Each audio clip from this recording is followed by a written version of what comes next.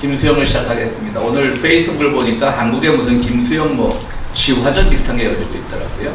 그래서 우리 여기 계신 분들은 잘 아시는 여기 있다가 중앙일보 편집장 출신의 이원영 씨가 자기가 요새 김수영한테 꽂힌다 그래갖고 제가 나도라고 댓글을 달았는데 어쨌든 요새 김수영 바람이 다시 부는 것 같습니다. 김수영이라는 시인은 한국 모더니즘 시인이라고 이제 분석들을 하죠. 사실 일제강점기에 계급 문학이 압도적일 때 이분은 데뷔 뒤 등단은 일제 이후에 됐으니까 45년에 첫 작품이 나왔으니까요. 일제하에서의 그 역할은 뚜렷하지 않았고 일제 이후에 이제 해방 이후에 해방공화에서부터 시를 쓰기 시작했는데 이분에 대한 평가는 좋다고 하는 사람들은 엄청나게 칭찬을 하고요. 또 나쁘다고 하는 사람은 우리가 몇 개의 시를 읽어보면 알겠지만 지나치게 한자어가 많고 이래서 좀 일부러 더 이렇게 어렵게 현학적으로 쓴 게 아니냐 이런 비판들도 있고요. 또 사실은 굉장히 이분이 모더니즘을 강조하면서 체제에 대해서 비판적인 시인 같지만 실제로 시를 읽어보면 또 그런 모습들은 잘 발견되지 않고 계급 문학을 이어받은 민중문학 계열에서는 이분에 대한 비판을 계속 소리를 높이는 사람들도 있고요. 그래서 오늘은 우리가 소개해드렸던 김수영과 논어라고 하는 책인데요. 이 작가는 서울대 철학과 교수고요. 불란서 철학, 프랑스 철학을 전공한 분인데요. 제가 이분이 왜 이 글을 썼을까 이제 내 나름대로 뇌피셜을 작동을 해보니까 서울대 철학과면 거기 동양 철학과도 있고 철학과는 아마 사학과랑 틀려서 구분 안 되죠. 동양 철학과, 서양 철학과. 동양 철학 전공하는 분들도 있고 또 같은 인문대학이니까 눈을 옆으로 돌리면 국문학과에 또 김수영 시를 전공하는 분들도 계실 텐데 이분은 김수영에 꽂혔고 공제에 꽂혔다. 그런데 그 연구서를 쓰려니까 국문과 교수들 눈치도 보이고 제 생각입니다. 철학과 동양 철학하는 분들의 눈치도 보이고 하니까 그냥 돌아가는 우회로를 선택해서 김수영과 논어라고 하는 이 책을 쓰지 않았나. 그러면 이것은 장점도 있지만 단점도 있죠. 이제 우회를 했기 때문에 무슨 말을 하고 좀 비겁한 선택인데요. 한편으로 이게 이제 대학에 갇혀 있는 연구자들의 한계이기도 한 겁니다. 이게 밖에 있다면 강신주 같은 사람은 마음껏 쓸 수 있거든요. 장자도 썼다가 도덕경도 썼다가 김수영의 논어도 썼다가 이제 이런 김수영이랄까 그냥 김수영론도 썼다가 이렇게 있는데 이분은 이제 밖에 있으니까 자기만의 얘기를 할 수 있지만 또 학교에 갇힌 사람들은 또 그런 것들이 아마도 눈치가 보이고 또 비판을 두려워하는 그런 것도 없잖아 있는 것 같습니다. 시라는 건 참 어렵지 않습니까? 그러니까 제가 읽어보니까 저는 개인적으로는 김수영 시를 우리가 잘 아는 거 풀이 먼저 눕는다 그 시가 있고 또 누가 노고지를 보았는가 하는 그것도 있고 그 다음에 이제 우리가 제일 유명한 시는 고궁을 나서며라고 난 야경비를 받으러 온 사람한테 따지고 그러면서 그건 따지지 못하고 오히려 비계가 많이 들어간 설렁탕인가 뭔가를 먹고 나면서 따진다 이런 것들도 있고 고궁을 나서면서 그런 시도 있고 하여튼 많이 있습니다. 특히 또 김수영의 시 중에는 제일 유명한 시가 미발표시인데요. 김일성 만세라고 하는 시가 있죠. 그게 뭐냐면 김일성 만세라는 이제 민주주의라는 게 뭐냐 제일 강력한 시죠. 그러니까 김일성 만세를 불러야지만 광화문 한복판에서 김일성 만세를 부르고 안 잡혀가야만 이게 민주주의인데 어떤 학자라는 사람은 그런 건 하지 말라 그런다 라고 하는 누군가를 비판하는 그 시를 썼어요. 그 학자가 누군지 아세요? 조지훈이라고 왜 청록파죠. 청록파 맞지? 네. 청록파 시 중에 조지훈이 고대 국문과 교수하면서 굉장히 정권에 대해서 청록파 시인들이 다 그랬어요. 박두진도 그랬고 박목월도 그랬고 박두진이 그나마 조금 박정희 치하에서 이제 체제 비판적인 글을 썼지만 박목월은 잘 알다시피 유경수 여사를 찬양하는데 그냥 온 인생을 바친 사람이잖아요. 그걸 이어받아 서정수도 또 전두환을 찬양하고 그러니까 서정시를 쓰는 사람들이 또 그 한계에 부딪히는 것 같아요. 분명히 지난번도 한번 말씀드린 것 같은데 시인이라고 해서 꼭 체제 비판을 하는 보장은 없는 거죠. 체제 비판한 사람도 김지아처럼 이렇게 노후에 이렇게 변절하는 사람들 많이 있잖아요. 그러니까 적어도 서정시를 쓰는 사람은 서정시만을 써야 되는데 못 쓰는 거죠. 우리가 잘 아는 독일의 비판 철학계를 하는 그러니까 우리가 말하는 프랑크푸르트 학파에 속한 아도르노라고 하는 철학자는 아우슈비츠 이후에 우리에게 서정시를 쓰는 건 불가능해졌어요. 한가하게 서정시 못 쓴다는 거지. 그 비참한 상황을 보고. 적어도 이제 그 서정주나 박목월이나 이런 사람들은 그걸 했어야 되는데 그걸 못하고 가만 그냥 그러면 그야말로 뭡니까? 박목월 씨 유명한 거 있죠? 박목월? 그 나그네죠. 나그네가 뭐 굴뚝에 뭐 연미라고 그건가? 술리는 마을. 술리는 마을마다 타는 자전거를 맞아요. 고등학교 여러분이 오래되긴 됐구나. 근데 조지훈이 이제 그 고대 국문과 교수를 하면서 계속 그 체제에 대해서 이제 평론을 쓰고 하는데 시인임에도 불구하고 평론을 쓰면서 이제 많은 당시에 참여문학, 저항문학을 하는 사람으로 부딪혔었거든요. 제가 보기엔 거기서 어떤 사람이 이런 말을 한다라고 했던 그게 제가 보기엔 조지훈을 지칭하는 것 같아요. 자, 그러면 이제 이 강신주가 잘 아는 대중철학자 강신주는 김수영을 위하여라는 책을 쓰면서 맨 처음에 어떤 시로 시작을 하느냐? 바로 김일성 만세라고 하는 시로 시작을 해요. 그러면서 이것이야말로 우리가 자유를 갈구하고 또 김일성 만세, 김수영도 그랬고 강신주도 그랬고 김일성 만세라고 하는 그 내용이 중요한 게 아니라 그것을 할 수 있는 행위가 허용되는 사회가 실제로 근대화된 사회다라고 하는 거죠. 오늘날 우리가 보안법 폐지나 이런 얘기들을 계속 하는 것도 바로 그거죠. 뭐 간첩을 용인하자 뭐 그런 게 아니라 보안법이 없이도 얼마든지 국가에 해를 끼친 사람들은 기존의 형법으로도 구속하고 수감할 수 있는데 보안법이란 걸 해서 만들어갖고 사람들의 사상을 검증하고 이런 것들을 이제 때문에 보안법을 이제 폐지하자는 건데 나는 보안법 폐지하자는 그 한국의 그 민주당 쪽 사람들이 왜 그걸 설득을 못하는지 모르겠어. 그렇다고 뭐 간첩이 마구 날뛰는 그런 사회가 되는 게 아니다라고 설명을 해야 되는데 그렇게 하다 보면 또 북한을 자극할 수 있을까 그래서 그런지 모르겠지만 보안법은 없애야 되는 게 저는 오래전부터 주장입니다. 그렇다고 뭐 국가에 정말 국가에 위해를 끼치는 그런 사람들을 다 봐주잔 말이냐? 절대 아니죠. 기존의 형법으로도 얼마든지 가능하죠. 우리가 잘 아는 그 중동을 하는 정수일이라는 학자 아시죠? 정수일이라는 학자를 보면 그 사람이 깐수라는 이름으로 그 당국자인가 어디서 중동 문화를 가르쳤었죠. 그리고 이제 요르단인가 어디 사람이라고 위장을 했는데 이 사람은 한국 사람이었어요. 생긴 것도 실제로 보면 그 완전히 중동 사람처럼 생겼어요. 그리고 중동 언어를 뛰어나게 하는 거죠, 아랍어를. 그러면 중동 연구자로 뛰어났어요. 그러다가 간첩을 이게 발견이 된 거예요.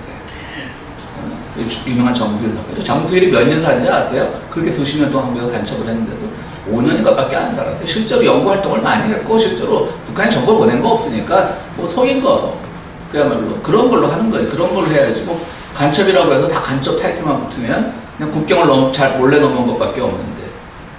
특히 정수일 같은 사람은 국경을 몰래 넘은 것도 아니지 신분을 위조한 죄밖에 없는 거지 사실.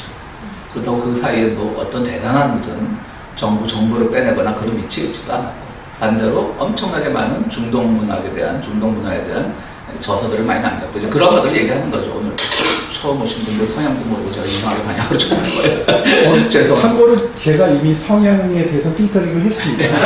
안전하다고 생각되는 분들만 오셨고 왜냐면 제가 한번 실패한 경험이 있기 때문에 누구시죠? 케이고 씨. 네, 알겠습니다. 미안해 좀 이상하게 나갔는데 어쨌든 뭐 강신주의 김일성 만세라는 시로부터 시작을 하고 또 이 김상환 교수는 이제 그 공자의 생활란이라고 하는 공자가 살기가 어려운 나오죠. 공자의 생활란이라는 시부터 이제 김수영과 논어라는 그 책을 시작을 합니다. 두 사람의 입장이 약간 차이가 있는 거죠. 이 사람은 이제 근대주의, 완전히 근대 자유주의자로 강신주는 김수영을 보고 싶은 거고 김상환은 말씀드렸듯이 공자도 공부하고 싶고 김수영도 공부하고 싶은데 좋다 둘이 엮어보자 라고 해서 공자도 사실은 어떻게 보면 모더니티의 가능성을 가진 사람이라고 그래요. 공자는 너무 그냥 고리타분한 중국의 옛날 중국의 철학자로만 치부하지 말자. 그에게 있어도 모더니티의 가능성이 있다. 그러나 뭐 다시 한번 변형하는 모더니티, 변형된 모더니티 그런 가능성이 있다라고 얘기를 하는 거죠. 그래서 오늘 그런 입장에서 가지고 먼저 이제 김상환 교수의 그 김수영론을 한번 보면서 시라는 건 자기가 진짜 읽는 사람에 따라 얼마든지 다르게 해석할 수가 있잖아요. 그러니까 진짜 시 해석을 가지고는 뭐 할 말이 없더라고요. 저도 이분의 책을 읽다 보니까 저도 뭐 시를 잘 못 읽지만 뭐 동의할 수 없는 얘기들도 있고요. 그래서 우리는 논어 쪽에 좀 방점을 찍어가지고 이 사람은 어떻게 논어를 해석을 하고 싶어 하나, 김상환 교수는 프랑스 철학자 어떻게 논어를 보고 싶어 하나 좀 그렇게 보도록 하겠습니다. 1921년 서울생이고요. 68년인가 돌아가셨으니까 채 50도 안 돼서 돌아가셨죠. 저희 아버님이 20년생인데 저희 아버님도 뭐 그 당시 치고는 일찍 돌아가니까 뭐 88년에 돌아가셨나 89년에 돌아가셨으니까 뭐 70채 안 돼서 돌아가셨는데요. 근데 이분 너무 일찍 돌아가셨죠. 교통사고로 돌아가셨습니다. 설림상고 야간을 나왔습니다. 집안 상당히 좋았는데 왜 그 뭐 상고나 야간 이것을 폄하하는 게 아니라 당시 집안 좋은 사람들이 왜 그렇게 가지는 않는 학교였는데 뭐 좀 몸이 아팠답니다. 그래서 경기고등학교를 쳤다가 그때는 뭐죠? 경성 제1고등학교인가요? 제1고고인가? 거기를 쳤다가 떨어졌다는 말도 있고 어쨌든 설림상고 야간을 갔다가 그 졸업하고 도쿄 상과대학 지금 돈은 좀 있었으니까 도쿄는 이제 그 도쿄 상과대학이라고 하면 뭐 동경제대는 아닐 겁니다. 그냥 도쿄에 있는 여러 가지 뭐 단과대학일 수도 있겠죠. 도쿄 상과대학에 가서 연극에 거기서 공부는 안 하고 연극에 몰두했다가 또 학병을 피해 만주로 이주했다가 이것도 보면 다 집안에 돈이 있었다는 얘기죠. 그러니까 만주로 이주했다 해방되고 돌아왔습니다. 그래서 연희 전문 영문과에 편입을 해서 뭐 졸업을 했나 뭐 했는데 오늘 검색해보니까 그 이제 어쨌든 요새 김수영이 뜨나와요. 연대에서 이제 그 부인이 옛날 기사인가 했더니 바로 최근 기사더라고요. 부인이 아직 살아계시니까 그 부인과 함께 김수영 문학관을 연세대 안에 만든다고 그런 기사를 가장 최근의 기사를 봤습니다. 1945년 묘정의 노래라는 그 첫 시집을 발표를 했고요. 그 아내 김현경인가라고 하는 그 아내와의 이야기도 유명하죠. 아내와 이야기는 설명하시겠어요? 제 입으로 가고. 그러니까 그 본래 이제 아주 뛰어나는 여성이었던 것 같습니다. 뭐 미모가 그렇게 뛰어나 보이진 않은데 어쨌든 15살 때 이제 어떤 사람하고 이제 연애를 시작을 했는데 이 사람이 남로당으로 해방 이후에 남로당들 서로 뭔가 테러하고 그럴 때 총에 맞아 죽었어요. 그래서 그걸 위로하는 과정에서 이제 김수영하고 친해졌어요. 그러니까 그때는 한 20살쯤 됐겠죠.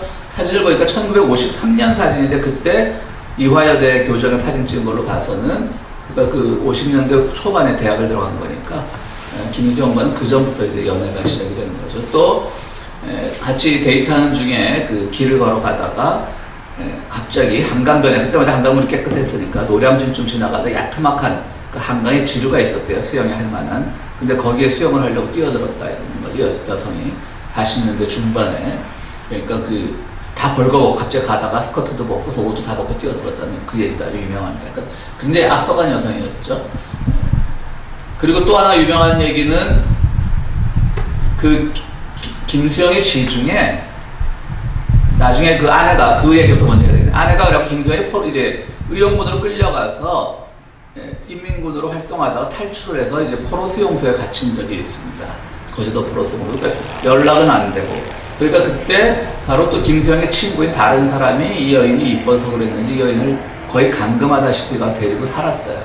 그런데 이제 포로 수용소에 돌아와서 이제 생존이 확인되니까 다시 데리고 오죠. 여자가 찾아오죠, 이제 다시. 김수영을 같이 살자고.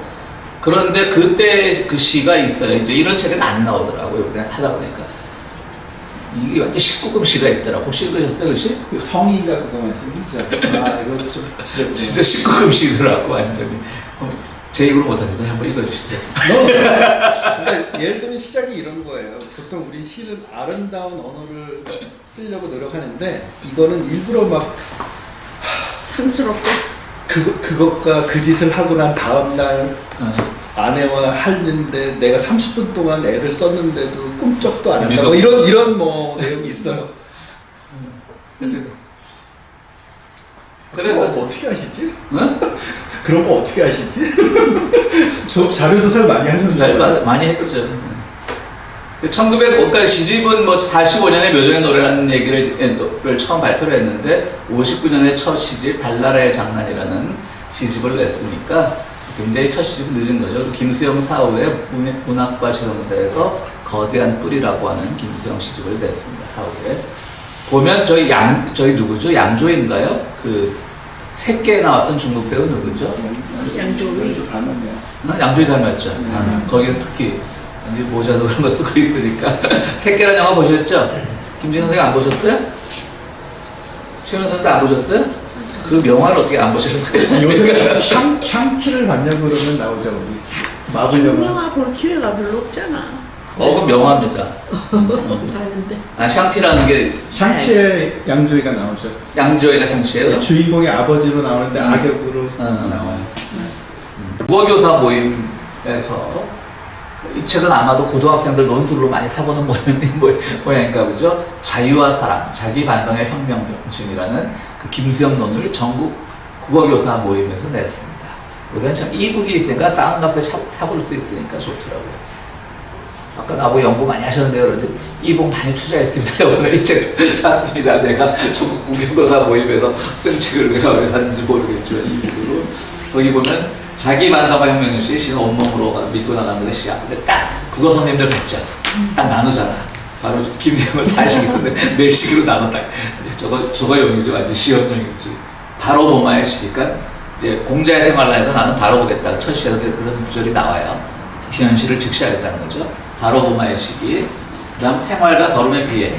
그때는 팽이의 홀로석이라는 시를 낸 거예요. 팽이의 홀로석이라는 시를 1950년 59년이고요.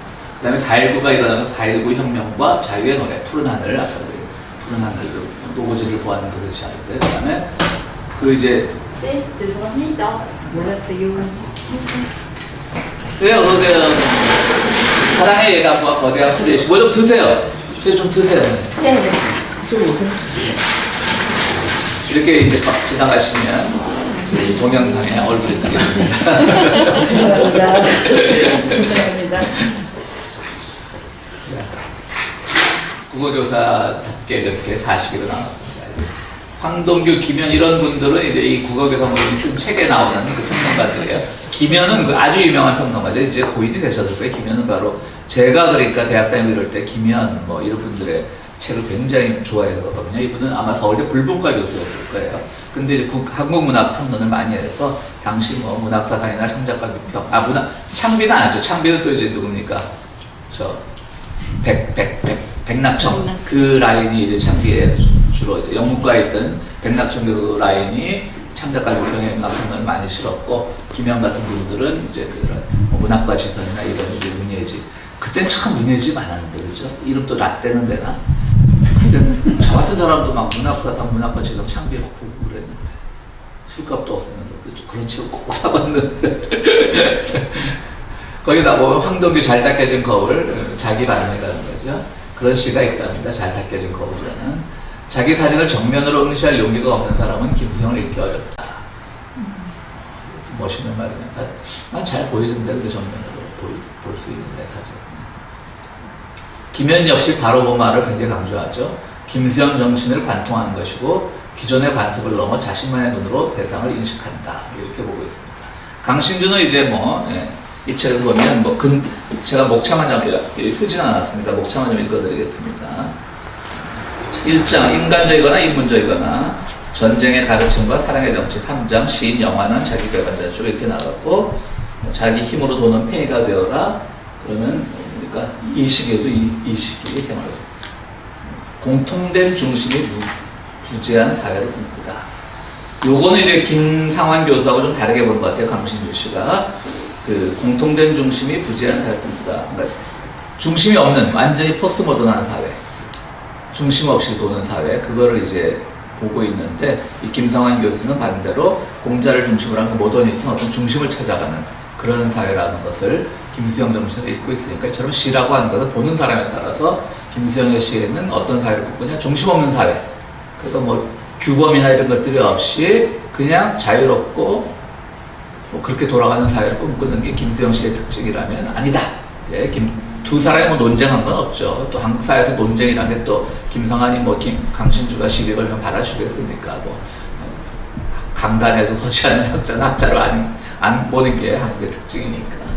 어쨌든 좀 틀리고 있어요. 강신주와 이 김상환은 서로 입장이 좀 다릅니다. 강신주 넘어가기로 하고요. 이분은 이제 서울대 국문과 교수더라고요. 이분 이제 김수영의 뜨거움은 한 인간이 일생에 걸쳐 성격처럼 지닐 수 있는 일상적 뜨거움이다. 김수영의 시는 정반대의 가치를 지향하면서도 그 두 가치를 동시에 끌어안는 양극의 긴장 위에서 애써 균형을 잡고 있다라고 말하고 있습니다.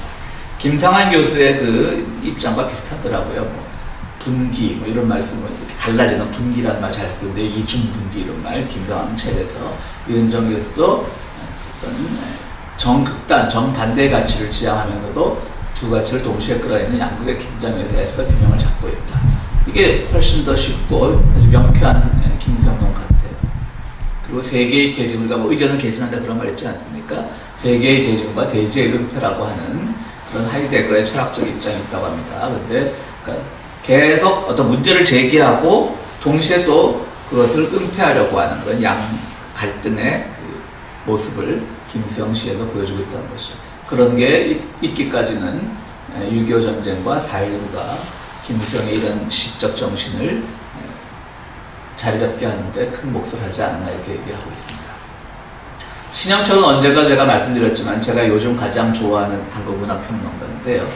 김수영은 한국 시사의, 그러니까 한국 시 역사입니다. 한국 시사가 아니라 시사입니다. 한국 시사에 최소 2개의 사회적 발명품을 선사했다. 비석한 일상어로도 계시적 효과를 거두는 기술. 근데 뭐 다 읽진 않았지만 아까 성이란 글씨를 읽으면 어쨌든 이 뭐 한자어를 많이 쓰고 비속한 일상어는 아닌 것 같아요. 어쨌든 계시적 효과를 거두는 기술이고 카오스모스 이거는 있는 말인지 이 양반이 만든 말인지 모르겠어요. 그 카오스와 코스모스 막 모든 것이 혼란되고 아니면 반대로 우주처럼 질서정연하고 코스모스 이런 것을 합친 것. 그러니까 이것도 어떻게 보면 양극단의 긴장이죠. 그러니까 그 김수영이 보는 시의 세계는 한쪽은 막 카오스적인 그런 것이 지배하고 한쪽은 또 그러면서도 어떤 코스모스적인 것이 있다 라고 하는 것도 어떻게 보면 김성환과 생각이 같습니다. 그러니까 계속 김성환도 그렇게 말하고 있습니다. 흐트러진 것 같지만 실제로 그 안에 면면에는 공자의 정신을 계속 근대화시키려고 하는 다시금 재해석하려고 하는 노력이 따른다 이렇게 말하고 있습니다. 그러니까 그리고 카오스모스에 가까운 시적 구조, 그게 시적 구조가 카오스모스라는 거죠. 역동적인 난해함을 창출하는 기술. 그냥 어려운 거지. 역동적인 난해함 뭘까요? 내가 신영철 이 평론가를 상당히 좋아해요. 요건 좀 너무 나간 것 같아요. 그래서 시인, 시 쓴 시인, 사인, 그러니까 개인 사자, 그러니까 개인. 그 다음 시민, 또 시민의식 같은 것도 뭐 민주나 자유 이런 걸 얘기하니까 시인, 사인, 시민의 성삼일체를 우리는 김수영이라고 부른다. 이 중에서 뭐 하셔야 돼요? 아멘 하셔야지. 성상에서. 이제 이렇게 뭐 평론들이 많습니다. 또, 누굽니까? 그 황현산이라고 얼마 전에 대상을 뜨신 고려대 불문과에서 그분의 평론을 좋아하는데 그분은 뭐 비슷한 말이더라고요. 여기 실지는 않았습니다. 그분이 쓴 김수영 논도 한번 읽어봤는데요. 네, 여기까지 뭐 하실 말씀 있어요? 네.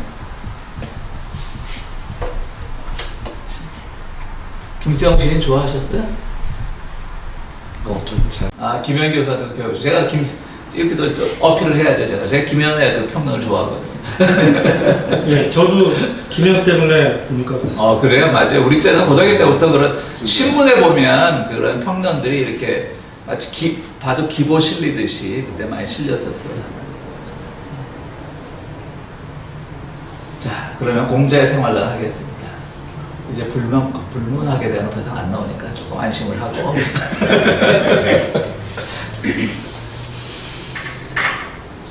자, 공자의 생활론이다. 공자가 어렵게 살았나 보죠. 이중분계 논리라는 건 보니까 이제 이게 분할을 하는데 아까 그거예요. 그러니까 뭐 카오스와 코스모스의 그 갈등과 거기서 이제 만나는 시점, 또 한편으로는 또 뭐 아까 뭐라 그랬죠? 긴장 관계 이런 것들을 이제 이중분기라고 이제 글 쓰고 있습니다. 김상환 교수는. 김상환 참 그 철학과 교수죠. 철학과 불문과 아니고 프랑스 철학을 하죠. 자, 꽃이 열매의 상부에 피었을 때 너는 줄넘기 장난을 하나요? 장난이란 말이에요. 장난. 플레이란 말이에요. 나는 발산한 형상을 구하였으나 그것은 작전 같은 것이기 어려웠다. 국수 이태리어로는 마카론이라고 먹기 쉬운 것은 나의 반란성일까? 동무여 이제 나는 바로보마, 아까 유명한 바로보마입니다. 김현도 바로보마에 가치를 줬고요. 국어 선생님들도 바로보마에 가치를 줬습니다. 사물과 사물의 생리와 사물과 사물의 수량과 한도와 사물의 우매와 사물의 명석성을 그리고 나는 죽을 것이다. 자왈 조문도 석사 가이리. 요것 때문에 이제 요거는 이제 요 빨간 거는 제가 붙인 겁니다. 그러니까 이 김상환이 이제 그 공자랑 연결시키면서 바로 여기서 공자를 읽어낸 거거든요. 그래서 이거 제가 붙인 건데 시에 포함된 건 아니고요. 4-8이라고 하는 것은 이 논어의 네 번째 장이 뭐더라? 네 번째 장에 이제 여덟 번째 절이라고 하는 겁니다. 어떠세요? 이 김성환은 뭐 이 국수와 마카로니의 그런 긴장 관계. 그런데 결국 우리가 마카로니도 먹을 수밖에 없는 그런 밸런성. 그리고 뭐 사물의 우매와 사물의 명석성이 또 대비하고 사물의 수량과 한도와 사물의 생미 이런 것들 이제 쭉 하는 것입니다. 나는 별로 감동적이지 않은데 갑자기 문학하신 분이 계시니까 갑자기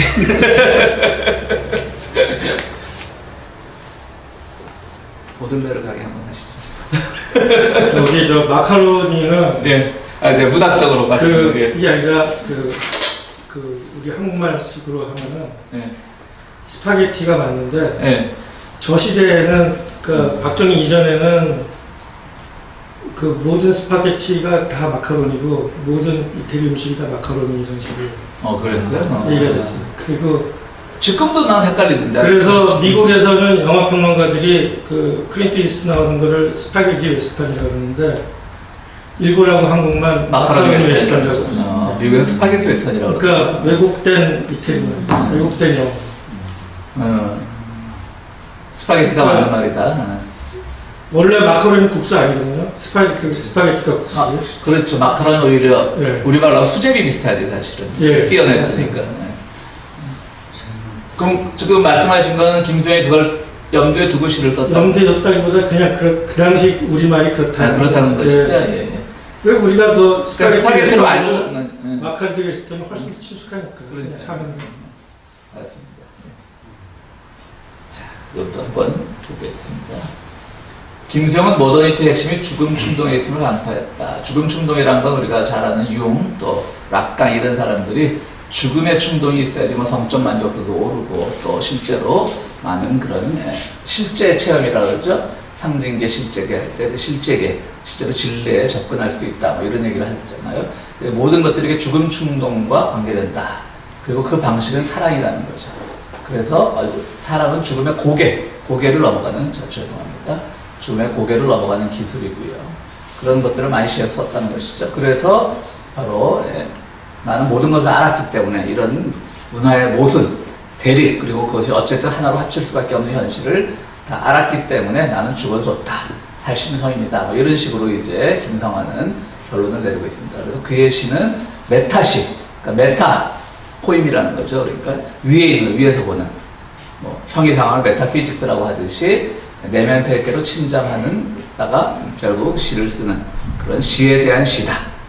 그러니까 시인에 대한 시인이고 시에 대한 시다. 무슨 말씀인지 아시겠죠? 그냥 서정적인 것들을 묘사하는 것이 아니라 그냥 위에서 한 번 위에서 시를 분석하고 시인을 분석하는 그런 시에 대한 시다라고 메타시라고 이 김성환 말입니다. 이거는.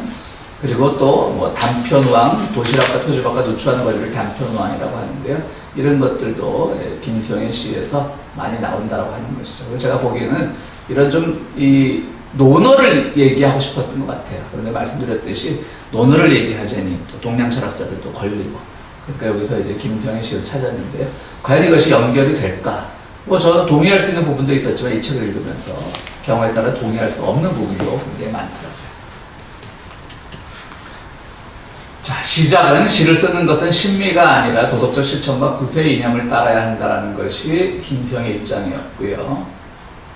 자, 이것도 좀 이것도 뭐 서정주나 이런 사람들이 들으면 또 무슨 말을 하냐 그러겠죠. 시는 시 자체에 어떤 신미, 미적인 감각이 있어야 되는 것이지 꼭 거기에 도덕적 실천과 구세의 이념이 따라야 되느냐? 라고 하는 것은 이제 뭐 김수영의 생각과 또 서정주의 생각이 다를 수 있는 거죠. 시인으로 살아간다는 건 끊임없는 자기 형성과 도야의 여정을 따라야 한다. 도야는 자기를 닦는 뭐 의식을 도야하고 그런 거죠.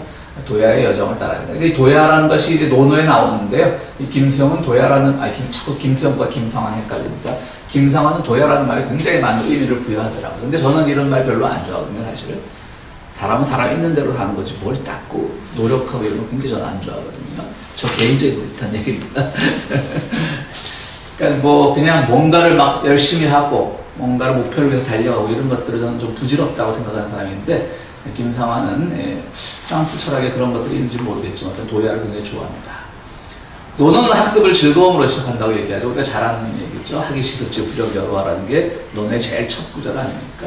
논어는 학습을 즐거움으로 시작한다. 김수영은 국수와 마카로노 사이의 유사성을 유교적 세계상과 모더니즘 세계상 사이에서 다시 찾는다라고 하는 것이죠. 이거는 우리가 딱 보면 아는 것이죠. 그렇죠? 둘 사이에서 뭔가 고민하고 있구나. 이렇게 되는 거죠. 그래서 공자와 데카르트 주체 사이, 공자의 주체와 데카르트 주체 사이의 유사성. 즉, 공자는 윤리적인 면을 강조했다면, 데카르트는 좀 주체적인, 지식적인 면을 강조하지 않습니까? 이것을 또 대비하고 있다. 스피노자의 윤리와 키에르케고르. 이건 괄호 안에 있는 것은 제 생각이고요. 괄호 밖에 있는 것은 이제 우리 김상환 교수의 생각이고요. 이제 그 윤리와 지식이 같을 수는 없거든요. 스피노자는 좀 윤리를 강조했고, 키에르케고르는 그 아브라함이 이삭을 바치는 것을 뭐라 그러냐면 윤리적 중지의 순간이라고 말하거든요. 사실 아버지가 아들을 죽여서 제물로 바치는 건 윤리적인 건 맞지 않는 것이죠. 그래서 키에르케고르는 그것을 윤리적 중지라고 보면서 이제 그때 이제 종교는 윤리성을 넘어설 때 종교가 된다는 거죠. 저는 그 말, 상당히 키에르케고르의 말에 동의를 하는데요. 그런 반면에 스피노자는 또 그 유대 전통에서 있어서 그랬는지 또 윤리적인 면을 굉장히 강조를 했죠. 그렇기 때문에 뭐 공자와 데카르트 사이의 유사성과 또 차이성은 제가 보기에는 윤리와 또 데카르트 주체 사이의 지식, 그것을 대비하는 과정이었고요. 이 책엔 나오지 않지만 제가 보기엔 또 스피노자의 윤리와 키에르케고르의 윤리를 뛰어넘는 실존, 이런 것들이 또 공자와 데카르트의 유사성뿐 아니라 또 그 시에서 찾을 수 있다, 이렇게 생각을 해봤습니다. 좀 시간이 그렇죠. 그냥 읽으면 되지 뭘 이렇게 복잡하게 공부를 해야 되는 건지 잘 모르겠습니다.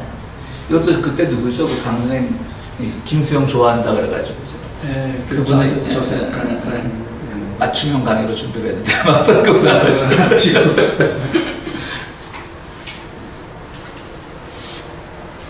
자, 이거는 서시, 윤동주의 서시처럼 똑같은 제목인데요. 서시라고 하는 1957년에 쓴 부분입니다. 전문이 아니고요. 그래도 나무는 자라고 있다. 영혼은, 그리고 교훈은, 명령은. 나는 아직도 명령의 과잉을 용서할 수 없는 시대이지만 이 시대는 아직도 명령의 과잉을 요구하는 밤이다. 나는 그러한 밤에는 부엉이의 노래를 부를 줄 안다. 지지한 노래를, 더러운 생기를 생겨없는 노래를, 하나의 명령을. 이게 서시 부분이라고 합니다. 이제 그 보면 이분이 영어를 굉장히 잘했다라고 해요. 그 뭐 번역 작업으로 알바도 많이 뛰고, 그러니까 영어를 잘했다라고 하는 그 시대 영어를 잘했다라고 하는 건 뭡니까? 미국 문화에 대한 그런 동경이 있었던 것이죠. 사실 뭐 1950년대 그 한국에서 미국 문화를 동경 안 하기가 어렵겠죠. 대통령도 미국에서 박사 따온 사람인데 그 당시 이승만. 그러니까 그것들을 한편으로는 동경하면서 한편으로는 또 그 서구 사회의 어떤 저항 정신 같은 거를 부러워하지 않았나, 그것이 나오지 않았나. 그러니까 명령의 과잉이라는 건 이승만 정권 시대에 당연히 우리가 해석할 수 있는 시였죠. 명령의 과잉, 용서할 수 없는 시대지만 또 아직도 나는 명령의 과잉을 요구하는 밤이다. 뭔가 또 나를 붙들어주는 무엇이 있었으면 하는 것이고요. 그런 지지한 노래, 더러운 생기를 생기없는 노래를, 하나의 명령을 어떻게 받아들여야 되느냐. 그러니까 김상환은 뭐라고 해석을 하냐면, 첨단의 노래를 불러야 하되 서양의 시인들처럼 부를 수 없다는 것이 한국 시인의 현실이고, 뒤처진 역사와 진창에 처박힌 삶의 조건인 성장의 명령은 과잉으로 멈출 수밖에 없다는 것을 김수영이 고민하고 있었거든요. 예, 어서 오세요. 예. 오늘 많죠? 두 분이 오신 게 큽니다. 있어요? 제가 깜빡해서 네? 오랜만이라서 네. 아까 애들한테 오늘 저녁 모임 가야 된다고 이야기해놓고 있어가지고 그냥 안 했잖아요. 생각나서 달려왔어. 네, 그 선생님 주문하신 책. 책, 예. 죄송합니다. 아이고, 힘이. 자, 넘어가겠습니다.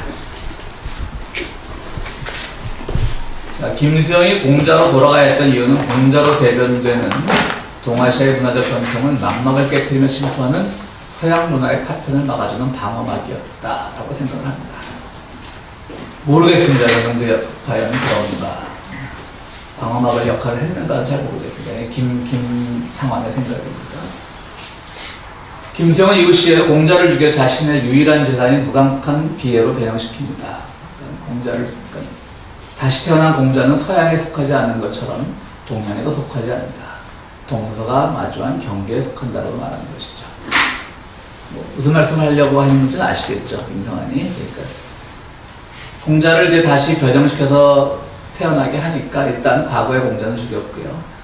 그러다 보니까 분명히 오늘 서양과 만나는 부분, 마주치는 부분, 또 대항하면서 변증법적으로 발전시킬 수 있는 부분들이 분명히 있는데, 그렇기 때문에 서양에 속할 수도 않은 거고, 서양에 받아들일 부분이 있다고 해서 서양적인 것도 아니고 데카르트적인 것도 아니고, 아까 말씀드렸던. 또 그렇다고 우리가 흔히 알고 있는 공자는 고루한 사람이야, 유교는 고루한 거야 라고 볼 수 있는 그런 동양적인 것도 아니고, 그래서 동서가 마주한 경계에 속한다고 이제 이 김상환은 분석을 하고 있습니다. 이중분기라는 말이 뭐냐면 이렇게 나눠진다는 거 아니더라고요. 그렇게 어려운 말을 썼는지 모르겠어요. 역사를 주도하는 모더니즘의 전통의 축인 유교와 또 김수영의 모더니즘은 유교 전통에 의해 관통되고 있는 거죠. 그러니까 모더니즘 전통과 전통의 축인 유교가 이렇게 두 가지로 나뉘었고, 그것이 하나의 수평과 수직으로 이렇게 나뉘고 있다는 것이죠. 그런데 그 안에서 또 다른 분기가 일어났고, 그 분기끼리는 합칠 수도 있는 것이고, 그래서 이중분기라는 말을 쓰고 있는 것 같은데, 그러면서 이제 자왈, 흥어시, 입어래, 성어락, 그러니까 시로 정서를 일깨우고 예로 행동을 바로잡고, 그러니까 자왈 띄고 세 글자씩 나뉘는 겁니다.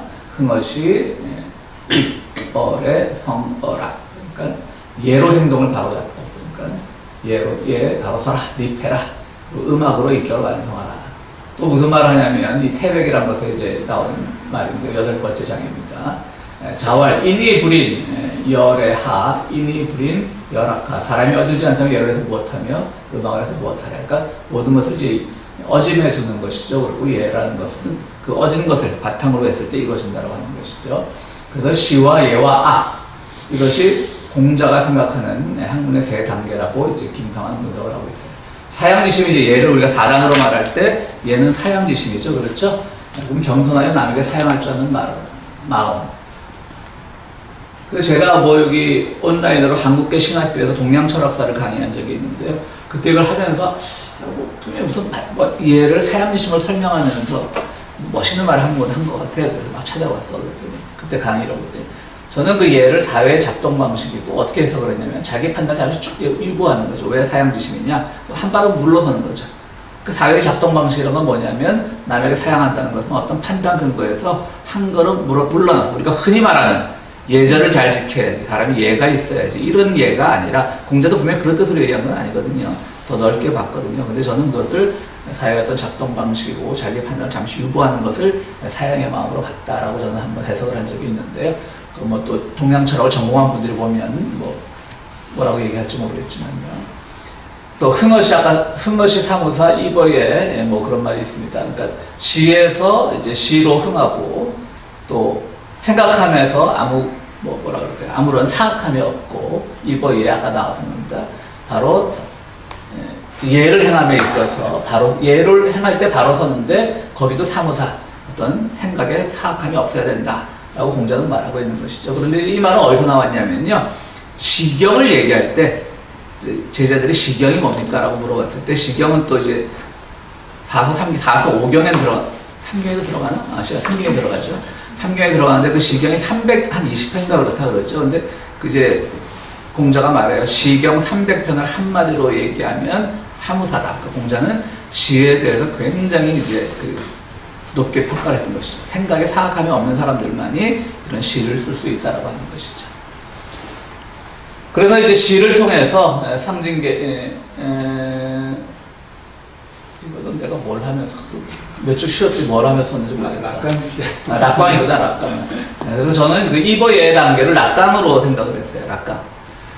서당 오래 다니니까 딱 나오시는군요. 아니, 졸업하겠습니다. 졸업시켜주십시오. 졸업하면 학교 문 닫아야 돼.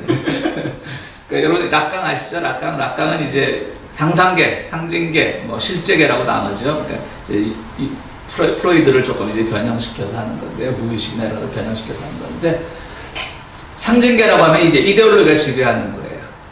그러니까 모든 것들이 이제 그 이데올로기가 지배되는 거예요. 효도를 해라. 이데올로기죠. 사회 이데올로기죠. 뭐 이러면 안 돼. 아버지는 이래야 돼. 어머니 이래야 돼. 모든 또 사회적으로 더 넓어지면 뭐 정치는 어떻게 해야 돼. 이런 것들이 모든 이데올로기잖아요. 그러니까 그 사회에서 만들어 놓은 상징적 이데올로기에 예속돼서 살아가는 사람들을 상징계에 속했다고 보는 건데요. 제가 보기에는 이보의 단계가 좀 상징계의 단계 같다. 그리고 성어악의 단계는 이제 마지막 실제계인데, 악의, 음악의 단계에 오르려면 모든 걸 향유한다 그래요. 락강은. 그냥 향유는 뭐 주의상스라고 하는데요. 그것도 부러울 겁니다. 아마 주의상스라고 하는데, 그 인조이 같은 개념이에요. 근데 이제 뭐 락강도 프랑스 철학자니까요. 이제 그 향유 관계가 이제 음악을 통해서 정말 어떤 향유의 단계, 죽음 충동의 단계로 들어선다. 뭐 이렇게 분석을 하고 싶습니다. 근데 이제 이거는 가로를 끝까지 쳐야 돼요. 이거 제가 이제 주장하는 거고요. 김상환의 책에는 그런 얘기 나오지 않습니다. 그래서 이제 인간이 독특한 개성의 주체로 이런 걸 통해서, 그러니까 흥어시하고 이보해한 다음에 성어학하는 그 단계를 통해서 인간이 새로운 주체로 다시 태어난다는 것이죠. 그리고 도야는 바로 자강불식이다. 그러니까 스스로 휴식이 없이 스스로 강해지는 것. 자강불식. 그리고 이것도 여기도 가로 내가 쳤어야 되는데, 코나투스. 우리가 스피노자 공부했을 때 코나투스 했죠. 끊임없는 자기 긍정의 노력, 끊임없는 자기 긍정의 논리, 이런 것들을 코나투스라고 하는데요. 자기를 키우는 도야는 공자식으로 얘기하면 자강불식인 것이고, 스스로 강하다는 뜻은 아니지만 스스로 높이고 쉬지 않는 것. 그리고 그것은 스피노자의 코나투스의 개념과 비슷하다. 이렇게 생각을 합니다. 그럼 왜 이 말을 나오냐? 다시 아까 시로 돌아가면요.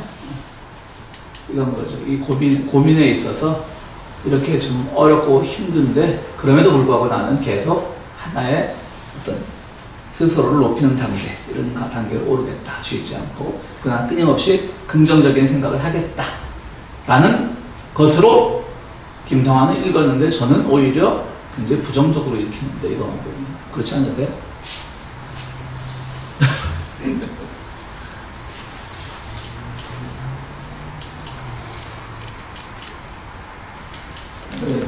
이걸로 해야 될 거고요.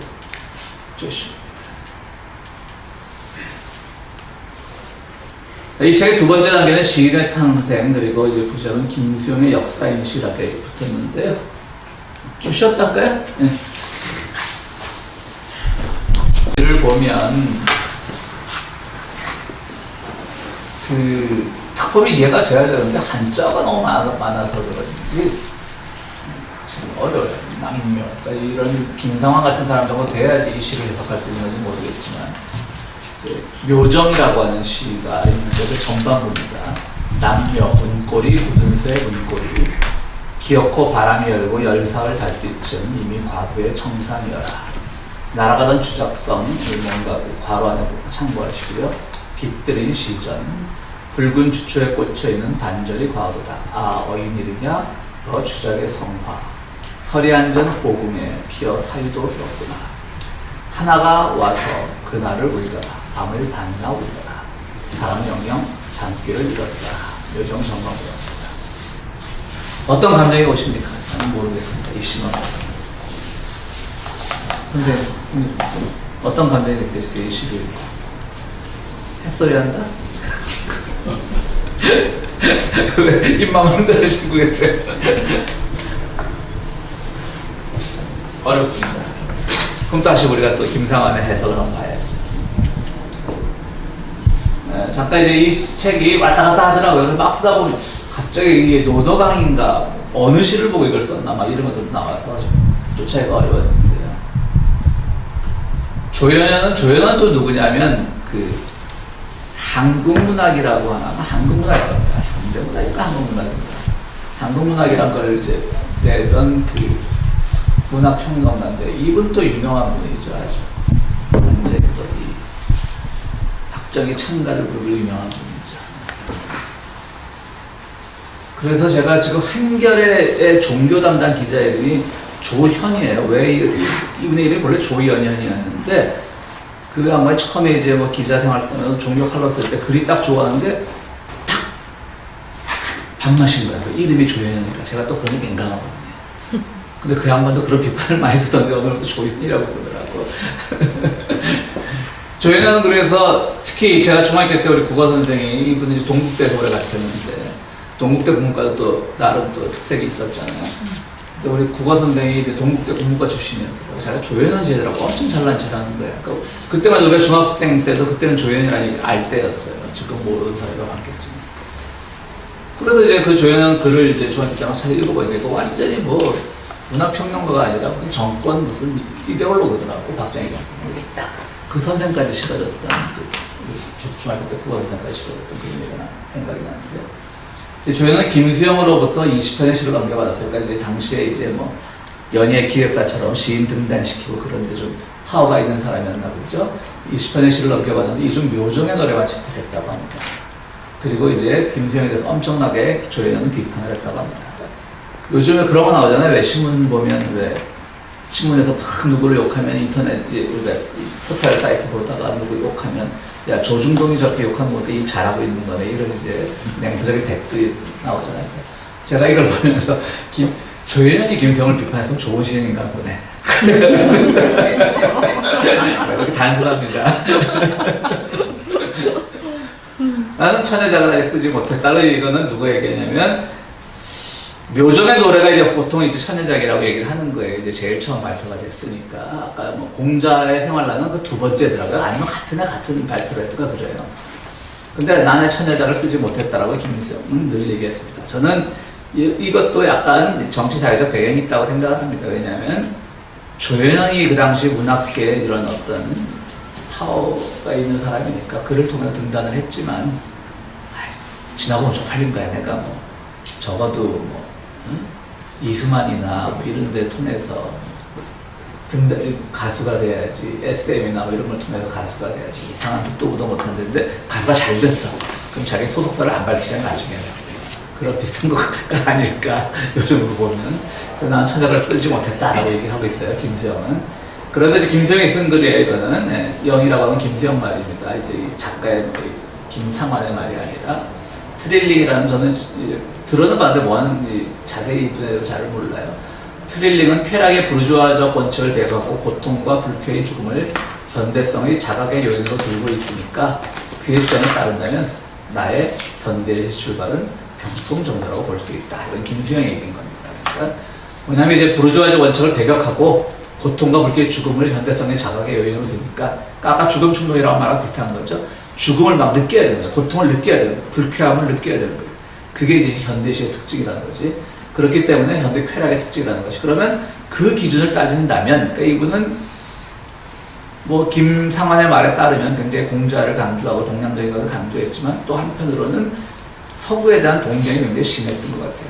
언젠가도 얘기를 했지만 우리 아버지가 20년생이라고 했잖아요. 김성 21년생이고 아버지가 일본에서 공부할 때 책을 딱 봤는데 그 뒤에 옛날 책이 귀할 땐 사인을 하잖아요. 자기 이름을 쓰거나. 근데 책 뒤에 책 뒤 겉뒤 겉표지에 안쪽에 자기 책 어디 오사카 근교에서 뭐 어디서. 근데 이름을 뭐라고 썼냐면 창식에 명한 이름을 써놨더라고. 정말 뭐 짠하더라고요. 20년생이니까 45 해방될 때 막 25살 때니까 뭐 친일 해서 얼마나 했겠어요. 근데도 그러니까 아버지를 편드는 게 아니라 그냥 짠하더라고. 얼마나 우리 아버지는 날 닮아서 내가 아버지를 닮아서 아버지가 날 닮아서 삐딱한 사람인데 일제를 저항할 그것도 나랑 똑같은 거지. 저항할 용기는 별로 없어. 근데 체제에 순응하긴 싫어.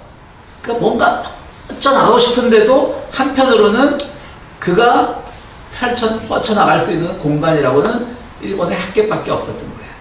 그래서 이제 굳이 뭐 이렇게 말이 길어 친일파 맞아라고 해도 할 말은 없지만 그래서 이렇게 아무도 안 보는 거죠. 누가 보는 데서 뭐 하는 서시 써야 된다면 이해는 당연히 그럴 수 있는데 아무도 안 보는 그 책 뒷겉표지 안쪽에 쓴 걸 보고 그러고 있는 그런 좀 애잔한 생각이 들었는데 김수영도 좀 그러지 않았을까. 뭐 트릴링이니 아까 또 서구 사회에 대한 동경 또 축자사제 영어 공부를 한 그러니까 영화 늘었겠지. 뭐 하루아침에 영화 늘긴 늘었겠지. 그런 것들이 서구 사회 어떤 발전상 이런 것들, 또 그가 보기에는 그 당시만 해도 사실은 뭐 서구 사회가 또 지금처럼 뭐 새로운 제국주의 모습을 가지지 않았을 때니까 이미 제국주의는 한 걸음 물러나섰고요. 그 동경이 있지 않았을까. 어쨌든 그렇다면 자기의 시의 출발은 자기의 처녀작은 병풍이란 시다라고 말하는 거죠. 그것은 뭐냐, 병풍은 뭐냐면 왜 상가집 가면 천우는 병풍을 의미하는 겁니다. 병풍은 무엇에서부터라도 나를 끊어줍니다. 등지고 있는 얼굴이요, 죽음에 취한 사람처럼 멋없이 서서 병풍은 무엇을 향해서도 무관심하다. 가장 어려운 곳에 놓여있는 병풍은 내 앞에 서서 죽음을 가지고 죽음을 맞고 있다. 요 시는 좀 쉽네요, 이야기가. 그죠? 병풍을 보고 이렇게 써내는 거죠. 근데 이제 이것이 바로 그 트릴링이 말한 쾌락의 부르주의적 원칙을 배역하고 고통스럽게 죽음을 시에 담아낸 그런 거라고 하는 것이죠. 근데 이제 이건 다시 김성환의 얘기입니다. 근대 예술은 신의 죽음과 더불어 시작되었다. 이는 인간이 신에 의해 차단되던 죽음 충동과 직접적으로 마주칠 수밖에 없음을 의미한다. 병풍은 예술의 위치가 죽음 충동 앞에 있음을, 시가 과거의 신을 대신하여 죽음을 방어하는 병풍의 역할을 짊어져야 함을 노래한다 라고 이제 해석을 했습니다. 병풍은 죽음 앞에서 정말 무감각해 있는 병풍이지만 그 죽음으로부터 나의 죽음을 지켜주고 막아준다는 그것처럼 오늘날 예술의 위치는 죽음 충동 앞에 있고 동시에 또 과거의 신을 대신해서 죽음을 방어하는, 과거의 신은 이제 그 신을 믿으면 영생이 주어진다고 하는 것이 과거의 신의 위치였다는 오늘날 시가 바로 그런 역할을 해야 된다 라고 이제 김성환은 김성의 시에서 그런 철학을 읽어내는 겁니다. 미역국이라도 시가 있어요. 미역국 일원에 이제 미역국 일원을 보면 이런 게 나와요. 미역국 위에 뜨는 기름이 우리의 역사를 가르쳐준다. 우리의 환희를 풀 속에서 노란꽃이 지고 바람 소리가 그릇 깨지는 소리보다 더 서걱거린다. 우리는 그것을 영혼의 소리라고 부른다. 미역국 일원이라고 합니다. 그래서 또 김상환이 이렇게 얘기합니다. 모더니즘과는 다른 것을 향하는 출발점이고 그런 의미에서 이 시는 그의 진정한 천녀작으로 꼽을 수 있다. 그런데 미역국 위에 뜨는 기름이 보편성으로 설명될 수 있을까요? 이거는 좀 저는 잘 동의를 못하겠습니다. 저는 이걸 오히려 계급적으로 읽고 싶은데, 기름이 많이 뜨는 거는 뭐 고기를 많이 넣었다기보다는 비계를 많이 넣었다는 얘기죠. 기름기를. 좀 저는 그것을 좀 이렇게 계급적으로 읽고 싶은데, 그것도 본인의 처녀작이면 본인이 병풍이 처녀작이라고 했는데 왜 또 김성환이 그의 진정한 처녀작은 미역국이다 라고 말하는지 잘 모르겠습니다. 그러니까 무슨 말이냐면 어쨌든 나중에 또 자세히 설명 나와요. 미역국 얘기는, 시 얘기는 그때 설명하기로 하고요. 이제 다시 미역국 사면입니다. 2년 뛰어넘고요. 이 책 기준으로 한 겁니다. 미역국은 인생을 거꾸로 걷게 한다. 그래도 우리는 30대보다 약간 젊어졌다. 60이 넘으면 좀 더 젊어질까? 기관포나 뗏목처럼 인생도 인생의 부분도 통째 움직인다. 우리는 그것을 빈궁의 소리라고 부른다. 그래서 저는 이 빈궁의 소리로 읽었는데 모르겠어요. 30대보다 약간 젊어졌다. 60이 넘으면 좀 더 젊어질까? 기관포나 뗏목처럼 인생도 인생의 부분도 통째 움직인다. 예, 꿈은 모르겠습니다. 이 시도 잘. 김상환의 대사는 적응 못하겠습니다. 동의하세요? 김홍 목사님 동의하세요? 나는 지금 잘 모르겠어. 시도 무슨 소리인지 모르겠고 해설도 무슨 소리인지 모르겠고. 또 목사님 마음도 빤 나가지고 제가 지금 의심하는 게 내 귀에 그 레소루션이 안 좋아서 그런가. 나 지금 그런 생각합니다. 저는 천천히 하겠습니다.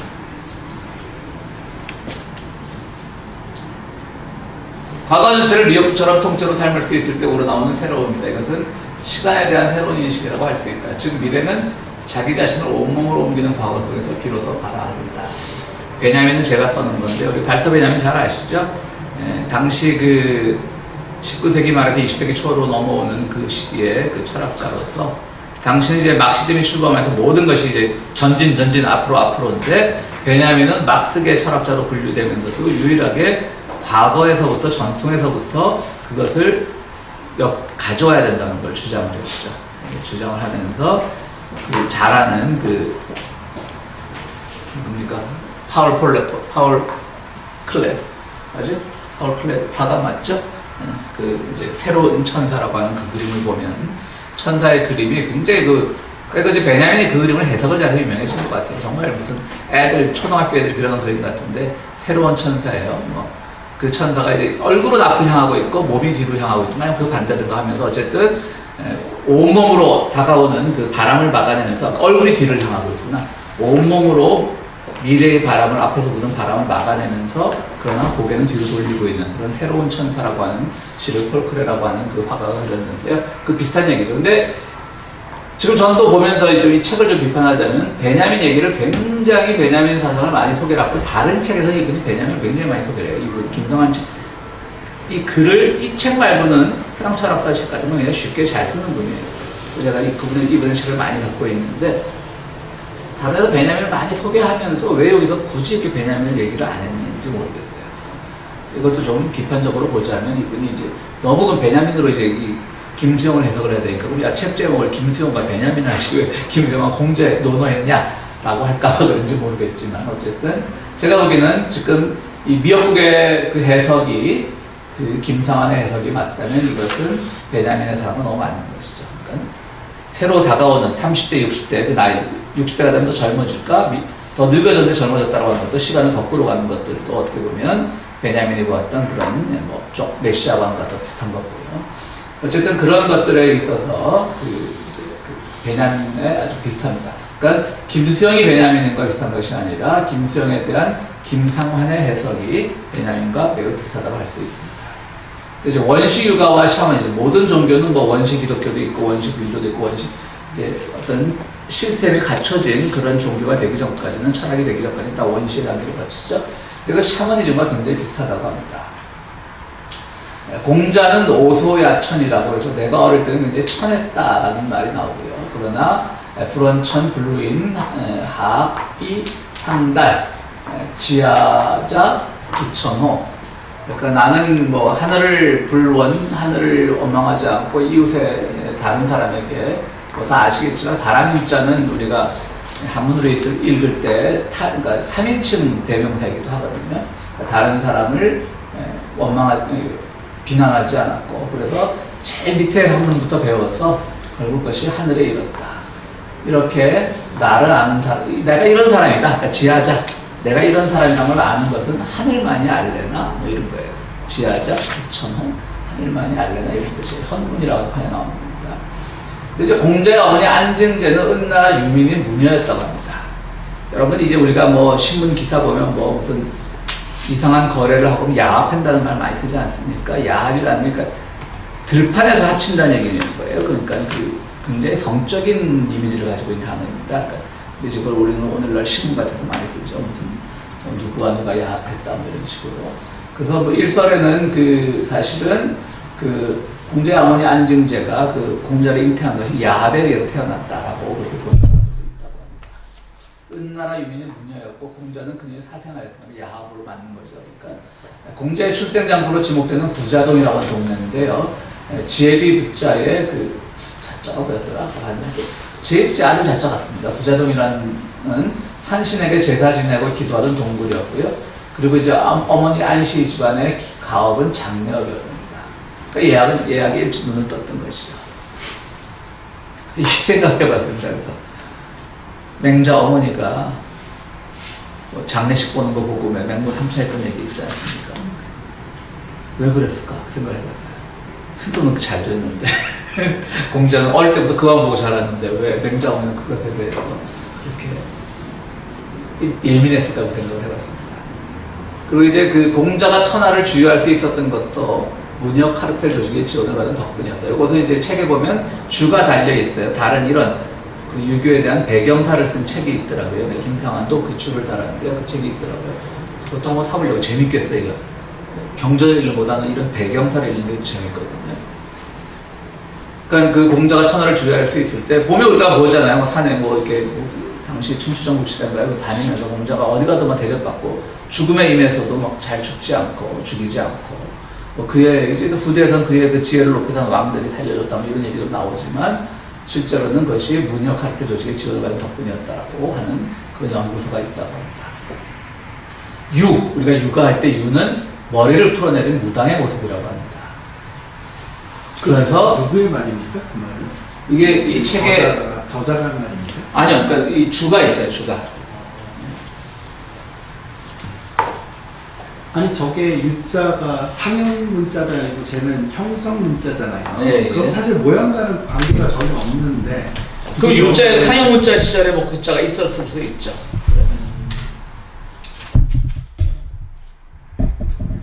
하여튼 있었어요.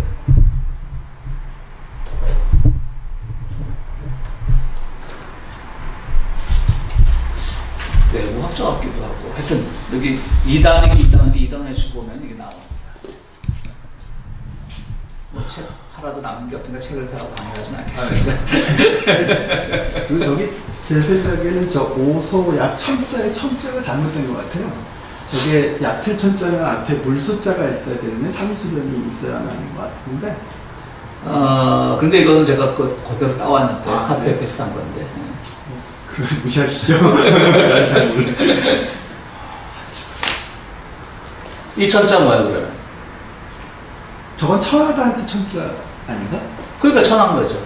아까 얕은 천이라고 그랬잖아. 나는 얕다. 아, 그거는 아. 요거. 얕은 데서부터 한문을 아주 얕은 한문을 하서 위에까지 올라갔다. 그런 게 의미군요. 그러니까 안 어릴 때 아주 천했다는 거지. 음. 낮은 거 천했다는 거지. 얕으나 천하나 보는.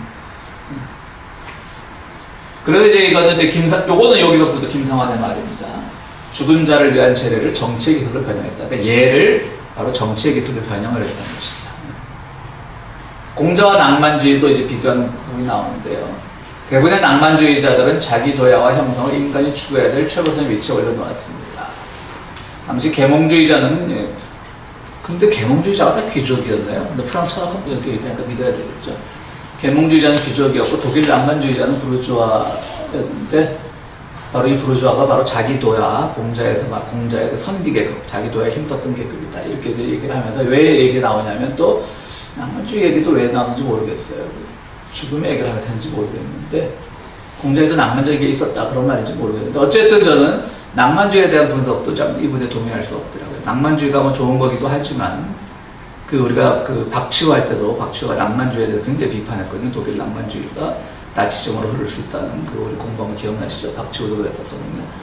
그런데 이분도 또 낭만주의를 굉장히 높게 평가하더라고요. 낭만주의가 좋은 것도 있죠. 그런데 뭐 나치즘이나 전체주의를 낳는 그 기초도 있잖아요. 그래서 여러 가지 뭐 정치적 낭만주의라고 하는 그런 책들도 있는데 어쨌든 뭐 이분은 어쨌든 김수영에게 어떤 낭만주의 부분도 있었고 그 낭만주의는 자기 도야와 연결이 된다라고 이제 김상환은 또 김수영을 평가하고 있습니다. 근데 저는 말씀드렸듯이 저는 낭만주의에 대해서 너무 낭만적으로 생각하는 것이 아닌가라고 생각하다가 그래도 또 프랑스 철학을 한번 이렇게 주장하니까.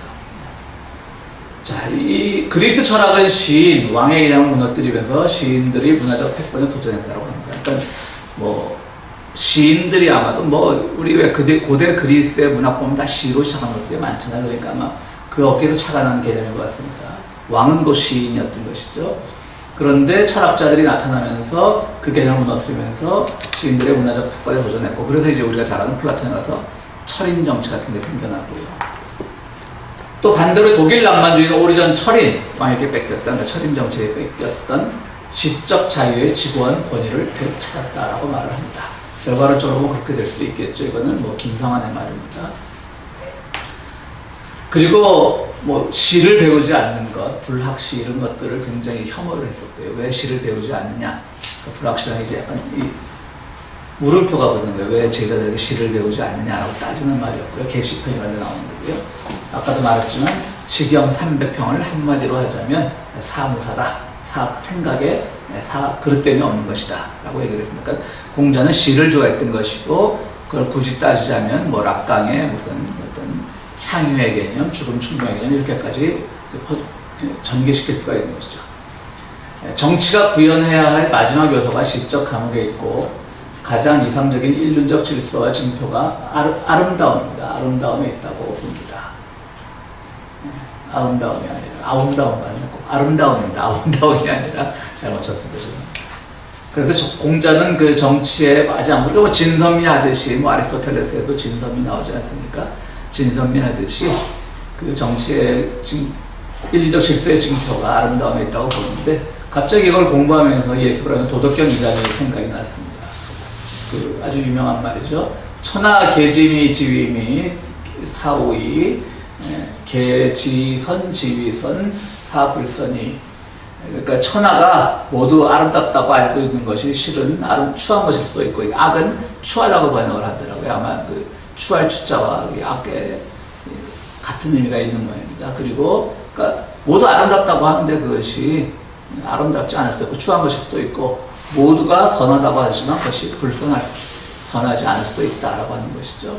그러므로 유무가 상생하고 있고 없음이 서로 같이 상생하고 난이가 상성하고 쉽고 어렵고 쉬움이 서로 같이 이루어지고 장단이 상교하고 길고 짧은데 서로 이렇게 비교되고 고하가 상경하고 높고 낮은 것이 서로 이렇게 빗대어 기대고 있고 음성이 상화하고 음성은 이제 이렇게 번역한 책이 있더라고요. 들리는 음성과 내는 음성, 들리는 소리와 내는 소리. 그러니까 음이 아마 들리는 소리겠죠. 우리가 음악할 때 성은 우리 성대 비슷하니까 내는 소리겠죠. 그러니까 들리는 소리와 내는 소리가 서로 좋아하고 전우가 상수하고 서로 따르고 그러니까 서로 앞서거니 뒤서거니 하고 그러므로 성인은 시성인 처무위지사. 성인은 아무것도 안 하는데 그러니까 제 말이 맞잖아요. 아무것도 안 해야 성인인 거예요. 너무 열심히 살면 성인이 아닌 거예요. 성인 시성인 처무위지사 행불언지교.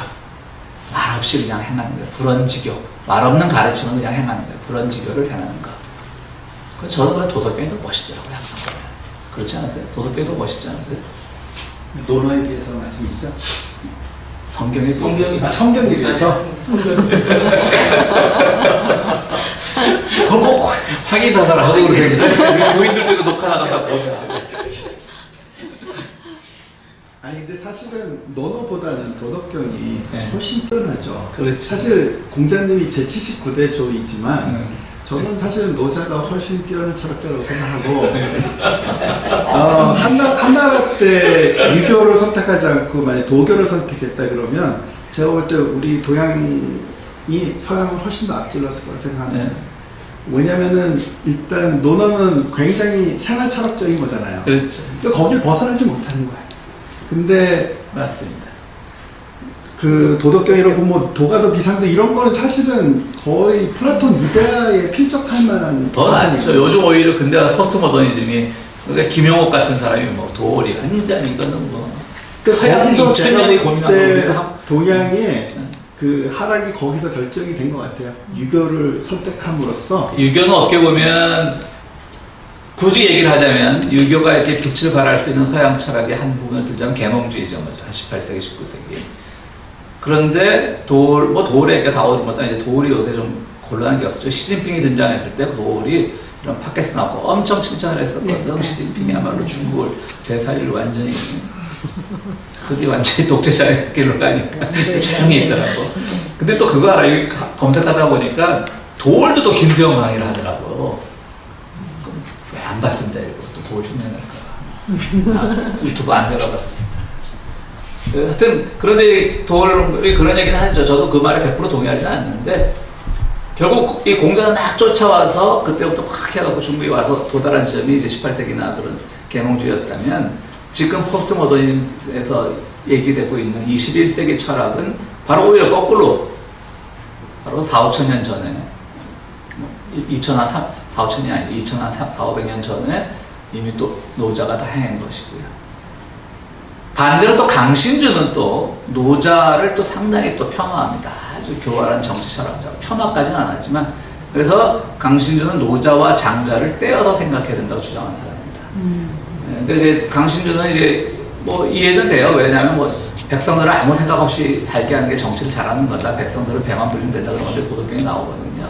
그러니까 이런 것들이 너무 이제 백성들 우민 정책이 아니냐 좀 그렇게 이제 평가를 하기도 하고요. 저도 봐도 노자와 장자는 달라요. 근데 이제 그 다음 세대에 이제 포박자라고 하는 사람이 있었어요. 포박자. 그러니까 중국 도교를 이제 완전히 그 종교화로 만든 사람이죠. 포박자라고 하는 사람이. 포박자도 있어요. 지금. 그것도 우리말로 번역되기 힘들어요.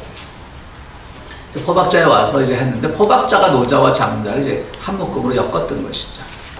이렇게 엮으면서 이제 노자와 장자가 하나의 종교로 도가처럼 되고요. 저는 아직 대만에 안 가봤습니다만 대만 가면 실제로 도교가 그렇게 도교 사원이 많다 그래요. 가보셨어요 대만? 제가요? 아니요. 그런데 네. 종교가 이렇게 뭐랄까 오랫동안 그 나라의 어떤 정치적인 그 초석을 다진다든지 민중에게 어필하기 위해서는 간혼상제가 필수적으로 필요하대요. 예. 근데 유교는 그게 있는데 도교는 없다는 거죠. 그래서 유교가 더 우수하다는. 그래서 유교가 한동안 굉장히 유교가 중국에서 이렇게 거의 소멸되다시피 했다가 다시 부흥했잖아요. 그런 게 그 관원상제 때문에 그럴 수 있었다고. 그리고 한국에서 문화혁명 때 뭐 비맹 그것도 아니고 역사적으로 중간에 유교가 굉장히 힘이 약했어요. 네. 나중에 이제 주자 이후에도 세죠. 예. 근데 그게 한국에서도 역시 통일신라 시대, 고려 시대 거의 없다가 그 전에는 있었잖아요. 신라 시대 때 도입이 된 걸로 알고. 근데 삼국 시대 때 근데 조선 시대에 다시 부흥할 수 있었던 게 역시 그 저력이 관원상제가 있기 때문에 그렇게 부흥할 수 있었다. 어떤 분이 그렇게 말씀하시더라고요. 뭐 맞는 말이 아니고 저는 관원상제 제일 싫어한다. 관원상제 싫어하는데 일반 민중에게 그게 깊게 뿌리 박혀 있다는 거예요. 그리고 그게 굉장히 중요하고. 캐토릭의 칠성사는 그게 뭐 좋고 싫고를 떠나서. 뭐 그 맞는 말씀일 수 있어요. 근데 그것들이 이제 저는 이제 한편으로 생각하면 그것도 한번 과감하게 깨야 되지 않나. 깨야 되는데 민중들 의식에서 그게 빼내기가 어렵다는 거죠. 그러니까 저는 요즘 이렇게 정치 철학으로 자리 잡기는 그게 국민들의 의식을 생각이나 그렇죠. 행동을 무시할 수 없는데 그게 그렇게 국민들에게 관원상제가 없는 종교가 깊이 뿌리내리기가 힘들다는 거예요. 요즘 이렇게 보면 저는 한국의 정치 상황을 보면서 참 한국의 국가주의라는 게 참 뿌리 깊게 내렸구나. 사람들이 그러잖아요. 목사들 살기 어렵다 그러면 왜 사람들이 뭐 목사, 연예인, 또 하나가 뭐더라 정치인 걱정은 안 해도 된다고 지들 알아서 잘 산다고. 실제로 그렇잖아요. 제가 잘 살고 있지 뭐 누구한테 깡통을 내미는 건 아니잖아요. 그런 것처럼 적어도 진짜 시민사회라면 시민들의 국가 걱정을 할 필요는 없는데 우리는 가만 보면 전국민 재난지원을 주겠다는데 그걸 여론조사하니까 반대가 70%거든요. 돈 주겠다는데 우리 미국 사람들 많이 받았잖아요. 지난번에 우리 나라 걱정 안 했잖아요. 우리가 꼭 이민자이기 때문에 안 했을까요? 백인들은 더 안 했을걸요 아마. 그리고 또 나라를 뭐 정치에 대한 불신도 있겠죠. 나라를 집행하는 사람들이 또 막 가자고 그렇게 했겠어요. 솔직히 우리가 뭐 자칫 잘못하면 베네수엘라 된다는 말 많이 듣지만 베네수엘라 꼭 베네수엘라 정치의 잘못으로만 신고한 나라는 아니잖아요. 그 배후에는 미국의 엄청난 압력이 있었던 것이고. 그리고 뭐 주 4일째 들고 나오니까 그것도 싫어하는 사람들이 또 50%가 넘더라고요. 놀게 해준다는데 왜? 그러니까 그 민중의 의식을 바꾸는 게 굉장히 쉽지 힘들기 않더라고요, 때문에 진짜. 한국 국가주의라는 보도가 게. 그 정치 철학이라든지 그런 걸로 뿌리내릴 수가 없었다. 그러니까 한국 사회 가장 큰 비극은 이제 진정한 좌파가 이놈의 이제 분단 때문에 좌파하면 빨갱이 연결되니까 사실 우리가 북한 체제도 좌파는 아니잖아요. 그렇죠? 그렇죠.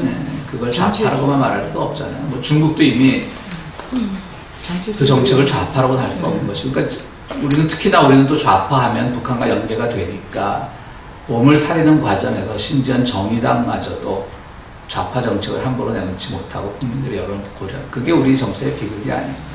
심지어 일본 같은 데 공산당도 있는데 말이죠. 그리고 그 자민당이 그렇게 석권하고 있는데도 해마다 공산당에서 국회의원이 뭐 참의원인가 그게 한두 명은 나오거든요.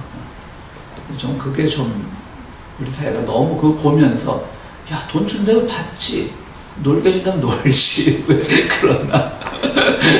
국가주의의 무서움을 생각을 했습니다. 예, 여담이었습니다. 여기까지 와서 3장으로 오늘 3장까지 하려고 했는데 시간도 많이 갔습니다.